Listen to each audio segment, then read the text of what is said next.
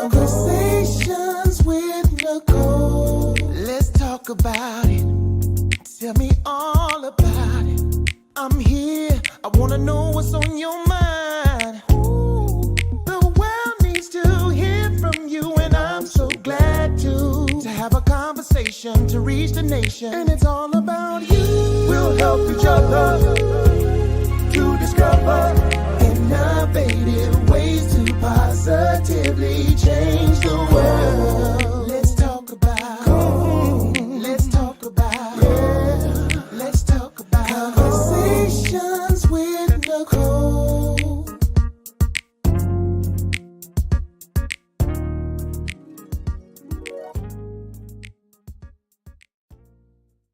Greetings. Welcome to Conversations with Nicole. I am Nicole Everett, your host. And Conversations with Nicole is a talk show based in Tallahassee, Florida, focused on connecting the community through conversations.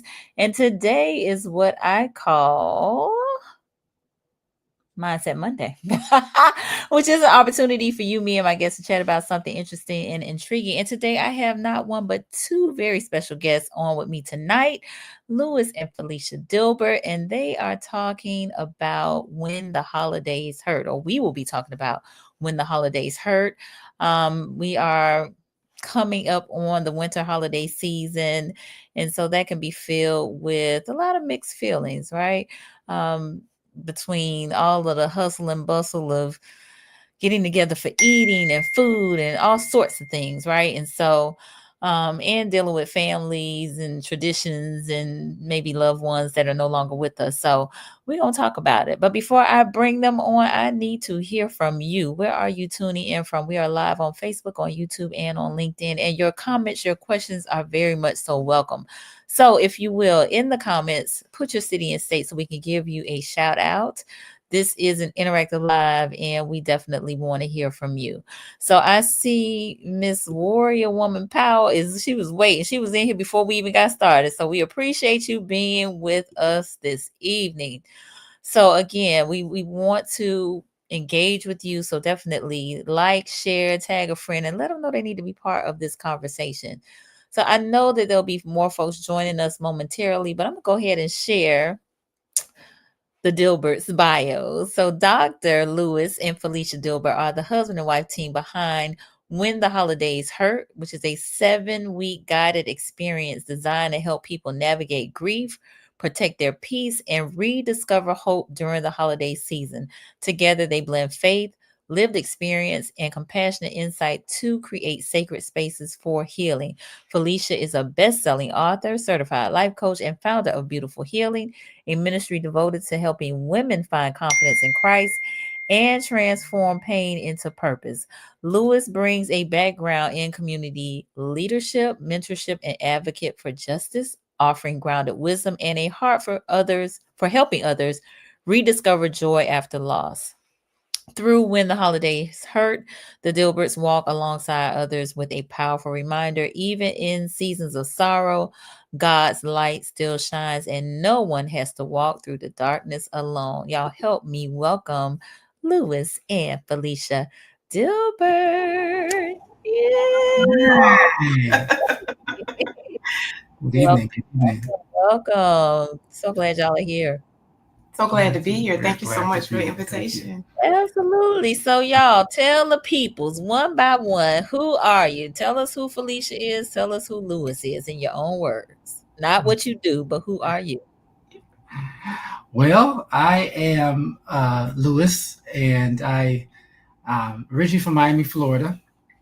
I'm married to this lovely woman for 12 years now. And I'm just a person that loves people, enjoys people. As she knew when she first married me, I'm an extrovert. Yes, God.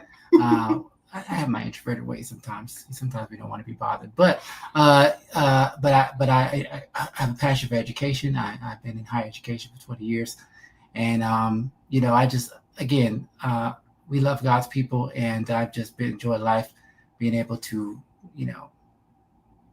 be serving in that way, connected with people. Awesome.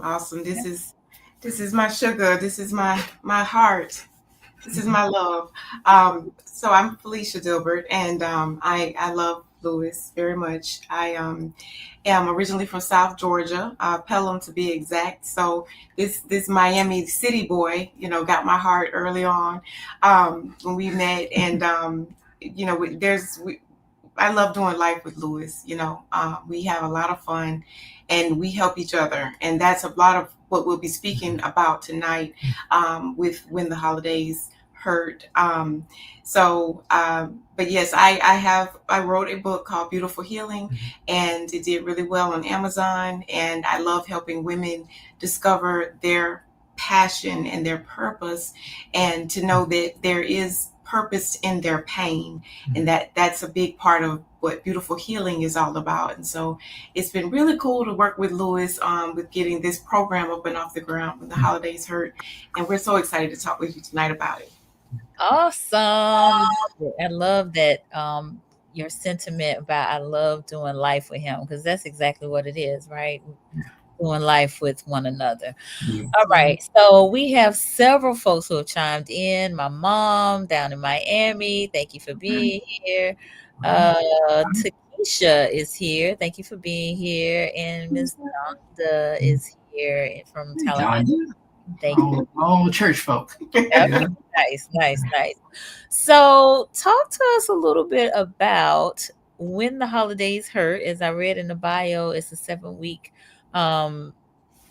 community, Yes. virtual community in the holiday season. But talk to us about the launching of it and kind of what inspired it. Yeah, absolutely. So I'll talk about the inspiration first. Basically, When the Holidays Hurt is about that individual that may have that feeling of, oh, it's that time of year again. Maybe they've lost a family member, or maybe this time of year feels heavy because they're reflecting on what might have been, or where they would have hoped they were this time last year, or where they want to be. So they don't have that feeling of peace about where they're at in their journey. And around the time when I experienced loss with my folks, the holidays were involved during the time of their suffering and then passing, and so that has really made a dent in how I experienced the holidays. And for the first few years, it was really trying, and Louis has helped me to find ways to rediscover and redefine the holiday season, and that is really what helped us to this has come from a lot of conversations that we've had about the holidays, and how can we make it a different experience, and what can we do differently. And so it was this time last year we were thinking about launching a program called Grief Support, and we were looking, we had a website and all this different stuff, and we it wasn't the right time. It wasn't the right time at all. And so this year the Lord sent us this wonderful young lady named Felicia Dilbert, and she's a designer of all the visuals and all the website and the Instagram, and she's taken the vision and really ran with it. And so God put all these pieces together at the right time. And yeah, and so just to mention a little bit, to be specific, during each week of the program, we'll be focusing on different themes. So like week 1 is finding God in the grief. So being able to really connect with Heavenly Father and identify where is God in all this pain. And then week 2 is healing doesn't mean forgetting. So we're honoring those that we've lost, or making peace with the losses that we've experienced, and then embracing how this season can also be a matter of embracing what is. So honoring what was, acknowledgement is huge, because if you don't acknowledge it, then you can't really embrace anything else. It has to be acknowledged. Call a thing, and then you can have that opportunity to redefine the holiday narrative, and then we're going to definitely talk about boundaries and protecting your peace, because that's huge. Choosing joy without guilt. How can you exist and love life and be okay with being like, for me, it was very difficult for me for a while. I'm here feeling survivor's guilt. I wish I've lost a friend of mine, a close friend, wish she was here. I shouldn't really be happy. She wouldn't be, like that kind of narrative that was not true. And so I'm excited to partner with other professionals and clinicians that will also be contributing to the program on our Sunday night Selah Sundays, where we get a chance to hear from the clinical licensed therapists and clinicians giving their input on it, so that we have that whole educated experience. Right. Love And that. if I may add to that, we really want people to walk away with understanding that grief is not just one dimensional, right?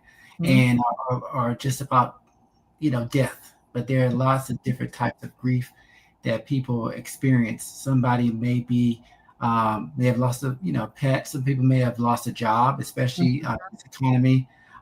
There's political grief out there that people are experiencing. Some people have retired, and they're used to doing something related to their job or being somewhere for the holiday season. And it really, this thing extends beyond November and December, because sometime throughout the year there's going to be a first time for everything. Yeah. And that can bring feelings of joy, or that could be feelings of sorrow or sadness. So definitely. And one thing I'll add too with what you just said, husband, is the folks that don't feel needed anymore. We have our elderly and our seniors, and they used to grandchildren needing them, our children needing them. Can you help me with this, grandma? Can we do that? And as people age, they may not feel as needed, and that can so this is for anybody of any age to be a part of this community. Nice. I love that. So I want to pause because we do have a few more folks that have joined us. Letitia, who is here in Tallahassee, thank you so much for being here. Mr. Enigma Sep, Emmanuel, he said, much needed on my dad's birthday. Yes, thank you for sharing that, E, and thank you for being here. And Donda gave another hello there. I think when you mentioned that she was one of your church members. Lisa Harry Myrick, she said, hey, Conversations with Nicole. Maybe it's me, but I swear I just left you at another meeting less than an hour ago. You sure did. And I had one after that one too. So you know how we out in these streets. But I love you. I appreciate you being here, Lisa. And my cousin Nora in Virginia. Thank you for being here, Nora. I appreciate you so much. So you laid out several topics that I think are so definitely worth exploring, and folks can connect with you all in terms of you have a website that you've launched. Yes. Yes. Okay. www.whentheholidaysHurt.com. All right. And these sessions will start on November 3rd. Okay. All right. Yes. So tell us a little more about, kind of what folks can expect and the costs associated with it, all the things. Sure thing. So like we said, it's a 7 week faith-based journey. And we'll cover several topics related to grief, as my wife already said. But we also want to delve into, because grief is, like I said, not just one dimensional, but I myself I've been blessed not to have to personally grieve much throughout my life. I've had some grief experiences, but in the short 12 years that we married, she lost both of our parents, her grandmother, but I've experienced, job loss. As you know, I ran for office, and that was a journey for me as well. And so we have our different personal experiences with grief, but I really, really got a chance to really hone in on what it's like to be a caretaker for someone who is grieving, right? Especially, my mom is 78, my dad is 91, and eventually, I will, if I outlast them, I will have to grieve them as well. So I will then have a shared experience with her, but nobody goes through that. I cannot feel what she feels. I can only empathize from my perspective as her helpmeet. But there's a grief also as a caretaker and the things that you may want to do, but you might, because you love somebody, you might refrain from doing them. You might want to go and go be with family for the holidays, but it might not be the right time, and you have to put your priorities in place. So I think this is for those who want to know how to support someone who is grieving, as well as individuals who are grieving themselves. So we'll go to different modules, and we'll go through a workbook, and people will have, participants will have a devotional every day that they can look to for support, and the community as well, because we want people to be able to be honest when they might be having a hard time. And we also provide them with resources that they can use to help them get through the season. Right. That's awesome, husband. We definitely are excited that we'll be utilizing the school platform. So that's SKOOL. Okay, And I'm glad you spelled it. I'm glad you spelled it for us. okay, yeah, school. And I had never really explored it, but I've been in groups before with coaches and different interest groups, and I have seen their school classrooms, and you see these different people doing things on Instagram and all this different stuff happening out here with these influencers and creators. And so I was excited to see how we could use that platform to be able to bring this education and this experience to people. And it's really, really interactive and very confidential. So people will have a username and their own login credentials. So, unlike Facebook, it's just you're there. If you're in a private group, you're still exposed to different things, and it may not be. I don't feel like that's the safest space, for your heart and your grief and all.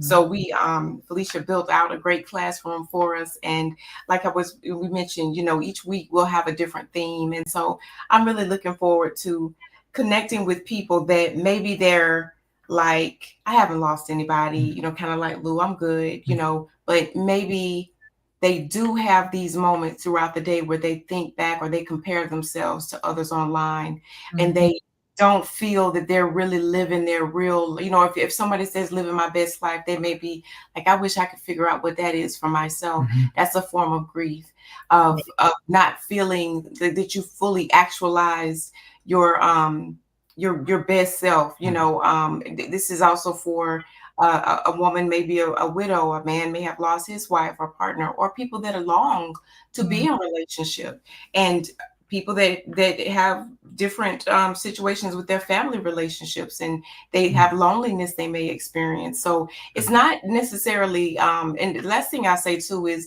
what I love about the virtual space is that you get a chance to create this opportunity. You get a chance to make it however you want it to be, meaning if you don't want to be in the group chat all the time, because there will be a space for a group chat, but that's not the only way that we communicate, then you don't have to do that.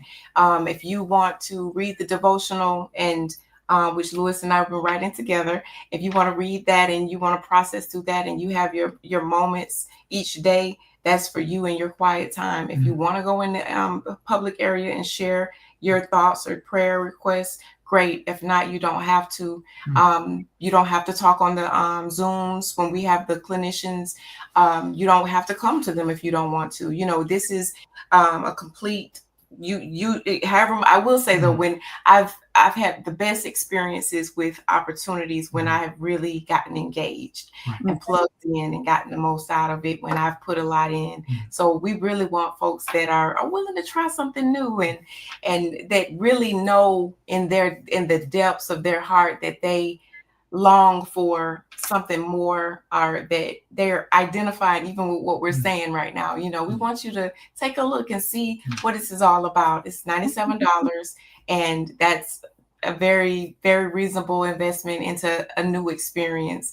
And one other thing that really occurred to me when I was getting prepared to come on here is that the holidays can feel so overwhelming, but every day you're getting up and you're living your life, Lord willing. You're getting up and it may not feel good. You may feel down. You may, you have these different emotions, but that's a new, fresh day of life.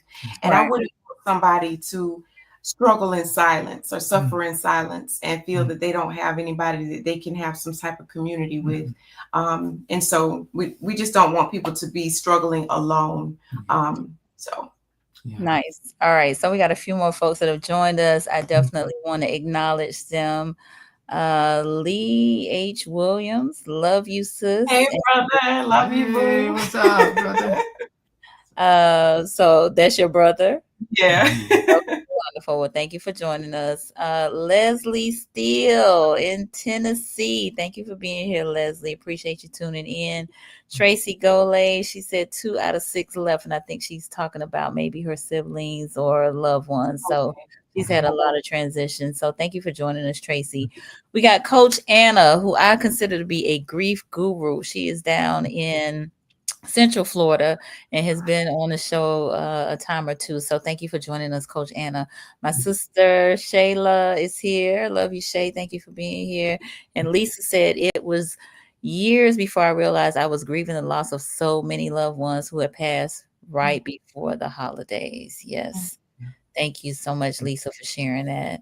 And send lots of ease and compassion and love to you in this moment, because again, this is what this conversation and what the Dilberts will be offering is all about, right? Providing support to folks that the holidays hurt, right? Yeah. Yeah.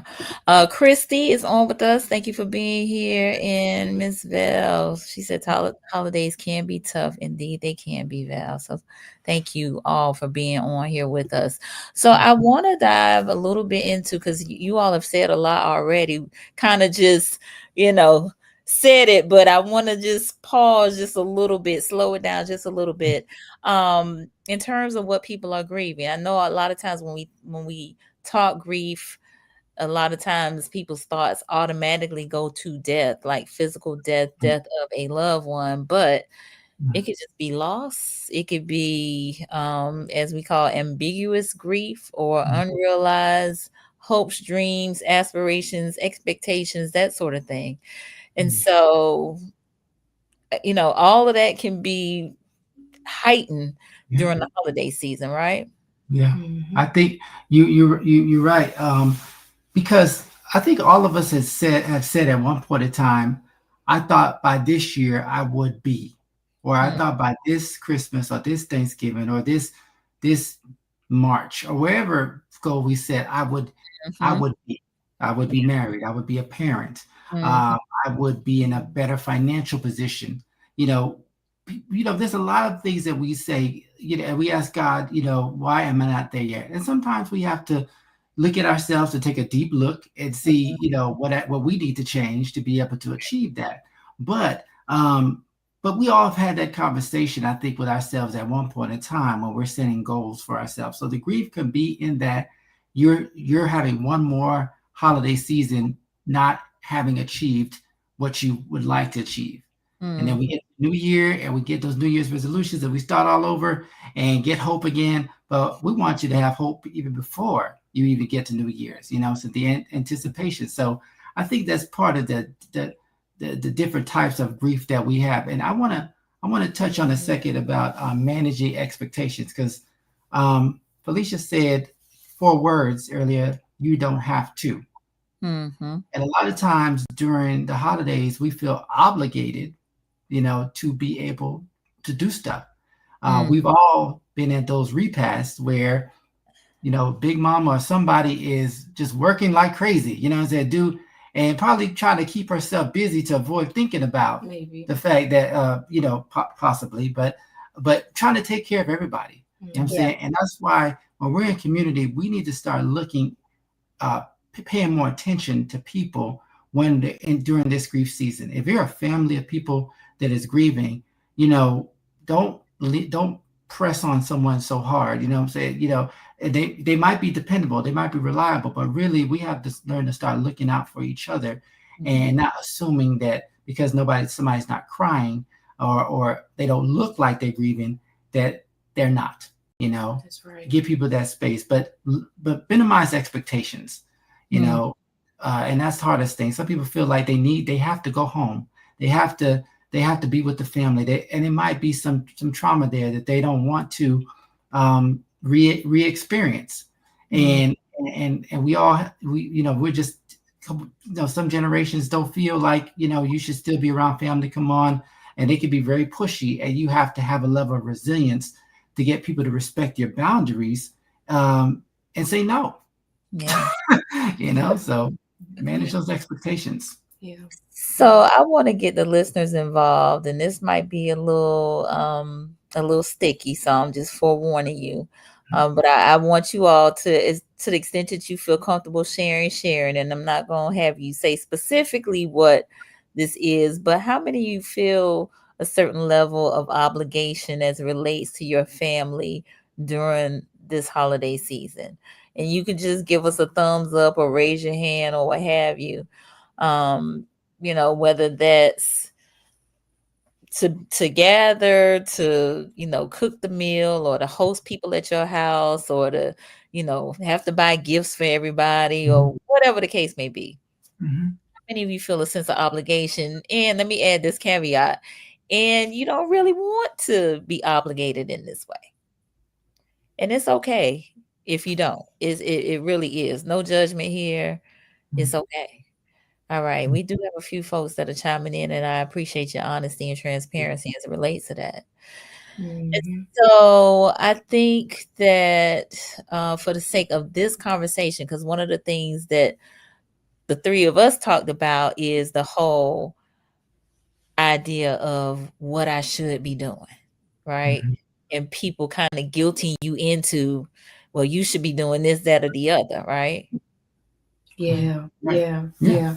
I mean, it's been a few years since this happened, but it happens still sometimes with people that don't really know you, don't really know if they can say this or not. But we don't have any children yet, and we want to be parents. And if anybody knows how much we want to be parents, it's us. Mhm. And people have said things over the years, and I'm not talking about or singling anybody out. Hey, Felicia, I'm not singling anybody out, but people have said, "When are you gonna give Lewis some children?" Mm. When You you know, gonna give them? When, and that's old school. Right? So you have the oh, old person, look. that's that old school, but it's like, what? He was, nobody ever asked him that, or, well, not like when you go Right. Felicia, Right. or it was a shame piece for me. It was just so, and another lady, love her dearly, but also very stuck in her ways. We used to work together years ago, and she would always ask every year, we y'all working on the babies when and it's like, who get out of my uterus? You know what I mean? Like, Get out of my bedroom, ma'am. What's wrong with you? So, but we grieve. We do. Lewis will be an awesome daddy. I know it, and I have hope. I do have my moments. I do struggle. I have faith in God. I do. But we talk about adopting. We talk about fostering. I don't know if we can do that. We have to give the children back. I just don't know. We have to talk about that. But we got a lot of love to give. We love helping people, and I know children would be a blessing. But I've had people ask that. I'm neurodivergent, so I experience my world in different way. Lewis has always respected that. There's certain if it's real loud, sometimes, like at a football game or something, sometimes I'm good, sometimes I struggle a little bit with that. There's certain things, there's a grief that comes along with that, with having to mask, and be ready to connect automatically. And you might not have that natural inclination, kind of a introvert. But with my husband and the work that he does, that is something I had to really learn how to, I had to be willing to want to learn how to embrace people more and connect the dots better, when it comes to getting out of my own comfort zone, and being okay with even reading up on, technique, even with small talk, you know what I mean? Just to get more comfortable, instead of, I'm not doing that. And when he ran for office, I needed to be there. I didn't want some little Pop-Tarts popping up next to him in pictures and stuff. I needed to be there, so I had to figure that out. You know what I'm saying? I had to be there. So yeah, I had to work through that. Indeed. So I just wanted to pause there because I think, that obligation, and again, we did have several folks that chimed in. Some have said they've made adjustments. Some still, feel this sense of obligation that they really don't want it. And I like what Donda said. She said that she is, but she's learning to be safe in her grief. That's good. That's right. That's good. Learning to be Yeah. safe in my grief. I think that's such a powerful statement. It Uh, really is. yeah, it is. So we are I got to pause right here. We're about halfway through our conversation. Time is flying right on by. But for those of you who are just tuning in, I'm on with Felicia and Louis Dilberts, and the Dilberts are launching When the Holidays Hurt, which is a 7-week support group for folks that are just sometimes, over the holidays, over all of the obligations, the hustle and bustle, the expectations of gifts and consuming all this food and doing all of the things, right? That this kind of Western capitalistic society, kind of enforces or pushes upon us, right? Because we see all of this in the regular media and social media, in the programming on, television, on radio, all of the media outlets, right? And so it can be just way too much, way too much. So we have somebody that's laughed at the Pop-Tart. And we got the Kendra Mitchell on with us. She said, "Oh wow, I know so many people who would appreciate this." Yes, which is exactly why we having this conversation, Dr. K. So thank you. Please like, please share, please tag a friend and tell them they need to be part of this conversation. Yes. So we talked around kind of what people are grieving, caretaking for someone that's grieving. And one of the things that, again, the three of us talked about was the capacity to hold space. And that not everybody has the capacity to hold space for you, especially when you are grieving, right? Yes. And so it's important to identify who those potential people might be. While they might not even necessarily recognize it, but you know who those folks are in your circle, right? And if you can't identify those people in your circle, then it might be a good time for you to consider going to a licensed professional. Absolutely. Exactly. And even, there's a lot of times people put barriers in front of stuff like that. Like, I can't go see a counselor because I can't afford it. And that's real for some people. Fortunately, you work for the state, most people have EAP programs, or maybe you need to ask your employer what resources are out there, but seek the opportunity, because you're right. Some people might not understand grief. I'm going to speak from a male perspective for a second. Sometimes it's hard to see your woman cry. You know what I'm saying? Your significant other cry, and our natural obligation is to, our inclination is to fix it. Okay, get your tissue. Okay, well, what can I do? What can I do? And you might not need to do anything. Just sit, and that's hard for some people. It's uncomfortable. Yeah. And so I really challenge people, men and women alike, who have a hard time sitting around people who are crying, to just try to be there, be present. You don't have to say anything. And it's hard, because the more set in somebody's ways that they are, the harder it is to try to depend on them to do that. I love my mother to death, but if I ask her to just sit and be, she might, hey, let's get some soup. Let's say, she's gonna be mom. She's gonna be like, let's, and she, what did my mom should do? She'll pray. So she'll do that, which is good. But some people, you got to choose those people that you could rely on to be there for you without judgment, because your grief may come from even something that you did, that you feel shame about, and it may not be, that you share with the public. They're going to judge you in a different type of way. So it's important to have that trust circle, whoever those people are, and God will reveal those individuals to you if you seek Him in an acknowledgement of finding those people, because it may not be that person that you are around all the time. Right. Something that is an indicator that that you're confiding in someone that's not a safe space, is a person that's like, wow, that's too much.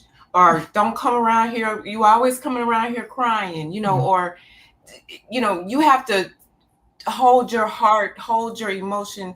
It's precious. It's precious. And it's when you're grieving and you're in the thick of it, unfortunately it can spill over easily into the wrong hands. And you have to get the strength within yourself deeply and look to see who is the right person for you to talk to, pray. And if you're listening to this and you're like, I don't have anybody, sign up for our program, because we're a start. It's a first base, you know what I mean? And the clinicians are going to be available. We're not doing anything that we should not be doing. We're peer educators. We are pulling from resources that are available, but we're leaning on the doctors and the clinicians, because they're the ones, like if you think about a chiropractor, the chiropractor is the doctor, the clinicians are the doctors. What we do, we're the ice pack. We're helping to help those joints when you've just gotten your adjustment, you know what I mean? Or you're looking to get support, and we are gladly ushering you on to get that right help. Exactly. And to me, I think that's a great part of your support system. You can build your support system. And like with Lewis, when I was dealing with chronic illness, when I was diagnosed with diabetes, I had to learn how to understand food, understand my A1C, and that I found that out the day after my mother's funeral. I found out how sick I was, actually the day before. But if you're interested in my story, you can purchase my book. It's called Beautiful Healing. But Lewis struggled with seeing me so I won't say broken, but I was struggling, and he struggled, but then he also made it possible for me to not have to work so I could take care of my dad when my father was, and so he helped in ways that he might not have felt was he could always do everything. But that's also kind of like a tough thing. A person doesn't know they're signing up for to be married to somebody that's going to lose their parents and have so much loss. He had no idea, so we're all doing this life for the first time. So we got to give ourselves peace, give ourselves grace, but also acknowledge that when you feel and you know within yourself, that's something good, that's positive. Like, be confident in yourself to think for yourself. And that's how healing can happen too. Right. For sure. Yeah. And going back to the expectations piece, Nicole, sometimes you have to remove you can't go into an arena or an area space and expect everyone to understand. Okay. For example, you used to go into the party, right? The holiday party, and you're grieving, and you're going to be sad the whole time. Let's not act like there's not people out there who want some attention, right? And so don't be that person that say, I'm going to go into the arena and I'm going to go into and I want everybody to cater to my grief. That's where we can become selfish, right? And and it can cause relationships to be, if you're grieving that you're not married yet, and you want to support a friend and go to a wedding, but you really don't feel up to it, decline the invitation. Say, I love you, but they'll understand. Support in a different way. But what we don't want you to do is be pouting at this person's wedding, okay? Because of the fact that creates a whole nother grief for other people, and it messes up a moment. So we have to also be responsible with our grief as well, and not put ourselves in a position that might cause other people to end up hurting because we had a certain set of expectations. That's good. Absolutely. That is good. We have one more person just join us, Brother Malcolm. Thank you for being here. Dr. K said that's excellent advice. Thank you so much, Dr. K. So I want to, one of the other things that we talked about was, folks saying that they hate the holidays, right? Yeah. So I want to dive into that. Like, why are folks hating the holidays? Let us know. Why are you hating the holidays? Like, It could be, and you don't have to give us a long story as it relates to it, but it could be family issues. It could be budgeting issues, right? Because you feeling like, folks have expectations that I'm gonna have to come up off this money to, buy the latest and the greatest toy or Mhm. whatever is the latest and the greatest. It could be loneliness. You don't want to be alone, right? You're anticipating being alone. Or it could be you anticipating that you have to work because maybe you're in retail and you got to work overtime, right? Yeah, yeah, And shoppers, that's yeah. other Right. Sometimes expectations. I think about the people that maybe are newly divorced, or even that have been divorced. Maybe there's no time frame to it, but Mm, the kids, your kids going to the other parents' house, or you maybe don't like their family, or Mm, just the grief of that, or the children feeling that grief, mm, of mm, going to different people's houses. You don't know who's around them. mhm, I think it could be all sorts of mm, different things. yeah. mm, I think it's a time of year too that is just almost so close to the new year. mm, So it's time to think about what I've been doing all year, if I'm where I want to be, and then comparison is a lot of, I think, people's it troubles a lot of people, and social media is everywhere, and so it's mhm, like you don't even realize that you're doing it, but it can be a silent kind of thing that's causing you some inner turmoil about how you're feeling about your life or yourself, mm, or where Mm, you want to be or whatnot. mm, So absolutely. there's so many different things. yeah, So we got a few folks that have chimed in. Chrissy said, "Child of divorced parents." mm, Hmm. Yes. Ish said, "When families are supposed to be coming together, there are situations and circumstances keeping them apart." Ooh, mm, Yeah, is yeah, yeah, yeah, yeah, yeah, yeah, yeah. yeah, So I want to pause right there because to me, that's when those tough conversations have to happen, right? yeah. Potentially, because Okay. we don't want the next time we see these people be at somebody's funeral. Mhm. Yeah. that's real. And sometimes, and That's real.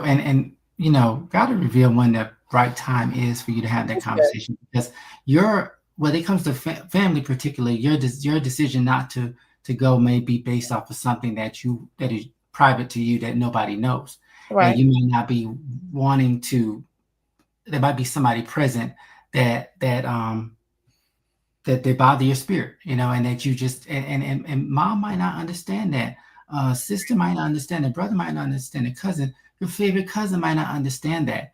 But until you're ready to say something, some people, unfortunately, they do result to not telling the truth. And I'm not saying don't tell the truth, but if you just say you make a decision not to go, it could be for a variety of reasons, even if Right. they're right up the road. Because when your family is in close proximity, I imagine that's really challenging, or whatnot, if they stay in the same city with you, because they be like, wait, you up the road, where you at? And Right. so at some point in time, you got to decide if you are able to confide in someone, and Mm, really, and if you need a professional to help you with that, please seek that. Don't go at it just in your mind how you think you should, but there might be a way, a strategy that you could do to get through that moment where it might be Thanksgiving and everybody's expect you to be there, and you're just choosing that you're not going to be mhm. there. And Indeed, yeah. indeed. Felicia said, "Not so much hate the holidays. I hate that they're no longer like it was growing up because of how many essential loved ones are gone, grieving that it'll never be the same." Yeah. Yes, Yeah. Absolutely. You think yes, my about the sister. foods. We think about the holidays. That my grandmother was the centerpiece of our family. So Mhm. when holidays came, yeah, people would gladly travel and do it, because it's grandma's house, and you know it was some chaos usually somewhere around there, but they love the chaos, and so the little petty arguments and things and stuff. But everybody still loved each other, and grandma had a way of just bringing everybody together. But when grandma passed away, we haven't had a gathering. My Mhm. grandmother passed away in 2012, and we haven't had a gathering like that since. Mhm. And not even a funeral, say, or anything like that. We haven't had something to bring us together. And some people do reunions and Mhm. different things. And after COVID, you had some people that stopped doing those things. And so Mhm. it's just that nostalgia. That's one thing about memories and stuff. Sometimes a smell, sometimes a commercial or a show reminds you of those days when you were a youth and you were carefree and you didn't have to pay bills and you didn't have to worry about relationships and you were just out there playing out there with your cousins, right? Right. And you wish you could do that as a grown adult, right? But it might look funny. And so but in all seriousness, some those centerpieces, are and my mother and my father are the patriarch and the matriarch of my family. And Mm. so the eldest living relatives. And so I reside that might be the next time that I see most of my family. But sometimes you have to be intentional. If it's grieving you to be away from your family, sometimes you have to make the sacrifices to get to them, so that you can be there during the holiday if you wanted to be there. Right. So, Christy said, have had to take care of everyone else, me last.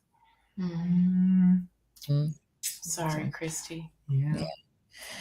And then she also added first holiday without both of my parents. Oh, Sorry. Christy. Yeah. I offer you my condolences. Please consider joining our group so we can love on you. Yeah. Please do. For sure. Thanksgiving, the day after Thanksgiving, this year's anniversary of her father's passing. Yeah. And her father was just like a father figure to me. And I really felt like we were at that point where we were really building a strong relationship, and then he passed away. Yeah. And the conversations I would have with him, I couldn't even have my own father. And so my father's dementia now. So, it's kind of like he doesn't recognize who I am, who I am, which is fine. But, that the time has passed to be able to build that relationship per se like that. And I had my father in my life my whole life, but those conversations I had with her dad, I found myself randomly grieving, sometimes thinking about something funny he said, a moment that we had together 5:30 in the morning when I was going to the gym and he was going to a health appointment or whatnot. And those moments are special. And I think that's why we have memories and we got to hold tight to them, those things, while we are missing our loved one or those people during the holiday season. Yeah, so true. So true. So true. I think one of the things I'm looking forward to with our group is the second week where we really talk about honoring those that we've lost and just making space for what it looks like to live on in honor of someone. Maybe, like when I was preparing for this tonight, I started praying and was just thinking through, how I wanted it to go out and how I wanted this all play out. And I just thought about it and I was like, this is in honor of my parents, because they have had, unfortunately, because they died, that has taught me so much. And grief has taught me, grief has been a difficult teacher, but I learned so much. And there's gifts that come in the grief that I now see as gifts, in that reframing, kind of like what you were mentioning. But I see the lack of people pleasing. There was a time when I would put on that face and, and just go, and I can't do that anymore, which I'm grateful for. But in the shaking and the gripping of losing somebody you love so much, pretending is not even an option. And that's a gift, because it used to be kind of easy, let me just go and do this and be around and just, but you start to really come into your truth, so honoring. I think about this young lady that just mentioned she just lost her parents. Also, we're not into toxic positivity, so we're not, okay, let's be positive and all about positivity, love the Lord. But there is a time and a place. And that's why with this, anybody that's interested in being a part, sometimes, you come to the table, you got to just get a little piece and just chew on that. It might not be the time to go all out. You may not be able, but if you're in the midst of the conversation, that is what helped me begin to heal. Initially, I couldn't even really talk about certain things with my dad because I was with him every day, taking care of him and helping him. But then I started, and I'll share this in transparency. I went to Capital Regional, right? Okay, Capital Regional. They offer in outpatient support groups. And so Mhm. after I lost my father, I went to one of those, and I was there for half a day every day for about 3 weeks.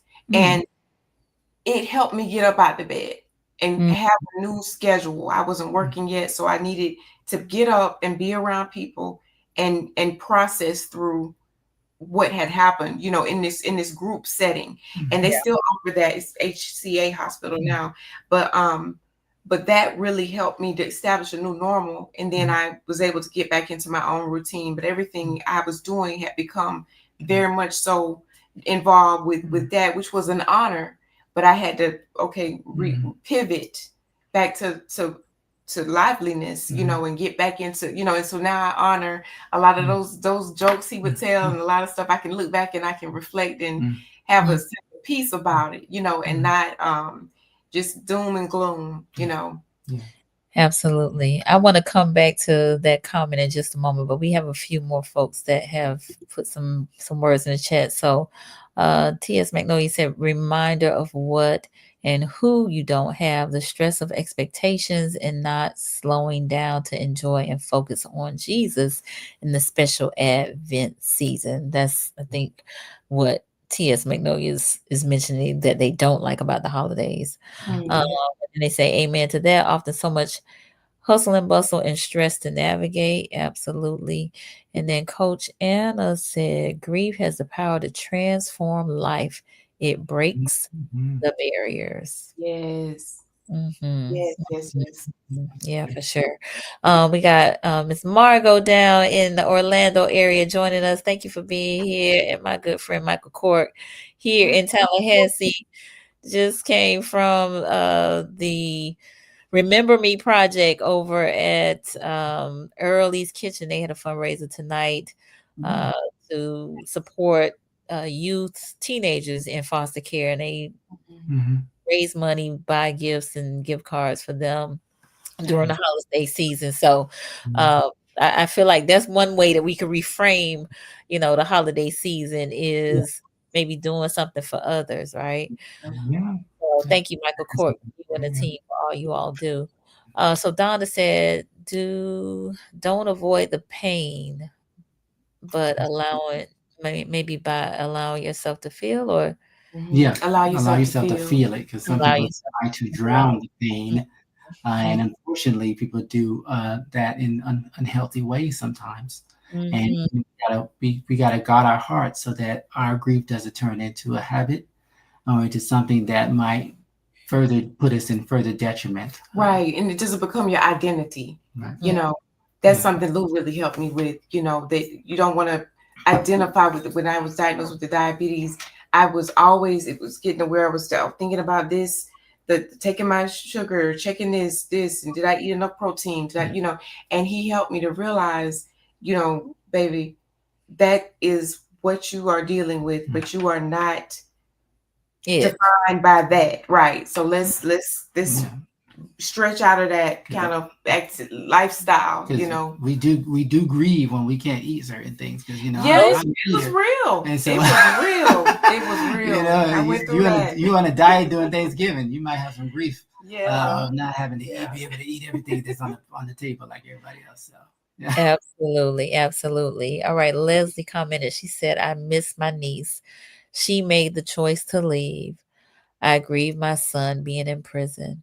I fight every day to get my joy back. I have made up my mind that I'm going to be happy.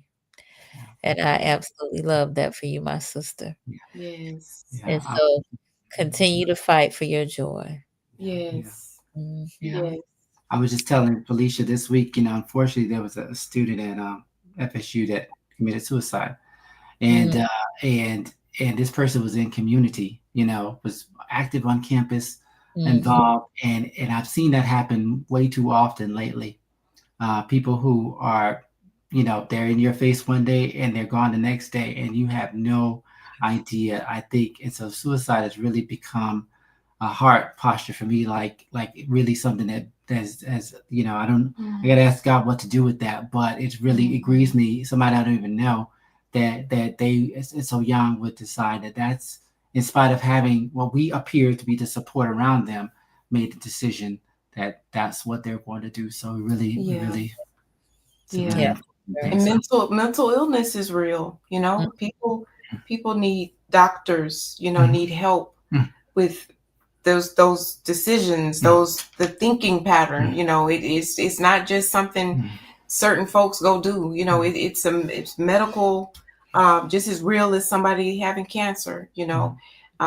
So I'm glad your show always, Nicole, you spread awareness and bring Absolutely. awareness to mental disorders, mental calamities, Mhm. always with what you're doing, and I love that and appreciate that very much about you. Yeah, Thank you, absolutely. thank you, thank you. So we got Tamela Young on with us. Thank you for joining us, Tamela. She said, "I'm learning to feel so that I can heal.